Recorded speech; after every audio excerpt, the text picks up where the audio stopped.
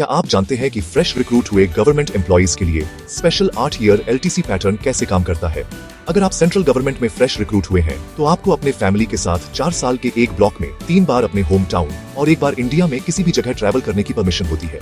ये special LTC facility सिर्फ पहले 4 साल के 2 ब्लॉक्स के दौरान ही अवेलेबल होती है जब कोई पहली बार गवर्नमेंट सर्विस में ज्वाइन करता है।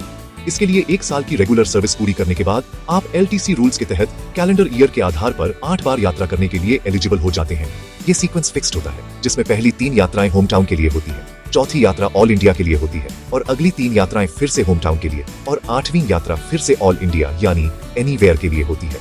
दोस्तों, ये पैटर्न सिर्फ फर्स्ट 8 इयर्स पर लागू होता है जो आपकी पहली अपॉइंटमेंट की तारीख से गिने जाते हैं, चाहे बाद में आप किसी भी डिपार्टमेंट या मिनिस्ट्री में ट्रांसफर हो जाएं।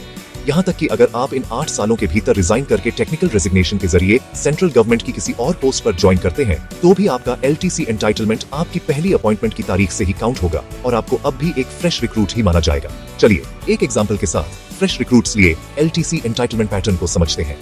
मान लीजिए अक्षिता ने 1 जनवरी 2026 को पहली बार सेंट्रल गवर्नमेंट की जॉब ज्वाइन की। अगर अक्षिता 2026 में सर्विस शुरू करने के बाद 2027 तक 1 साल की रेगुलर सर्विस पूरी कर लेती है तो 2027 से वो कैलेंडर ईयर के आधार पर 8 LTC जर्नीज के लिए एलिजिबल हो जाती है। इस 8 यात्रा के फिक्स्ड पैटर्न में पहली 3 यात्राएं होम टाउन के लिए होती हैं, चौथी यात्रा ऑल इंडिया यानी एनीवेयर के लिए, फिर अगली 3 यात्राएं फिर से होम टाउन के लिए और 8वीं यात्रा फिर से एनीवेयर के लिए होती है।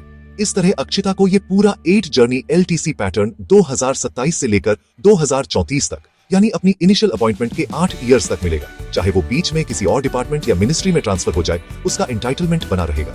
यहाँ तक कि अगर अक्षिता 2030 में अपनी करंट पोस्ट से रिजाइन कर देती है और टेक्निकल रेजिग्नेशन के जरिए सेंट्रल गवर्नमेंट की किसी दूसरी पोस्ट पर ज्वाइन करती है, तब भी उसका LTC एंटाइटलमेंट 1 जनवरी 2026 से ही काउंट होगा और उसे अब भी फ्रेश रिक्रूट की तरह ट्रीट किया जाएगा।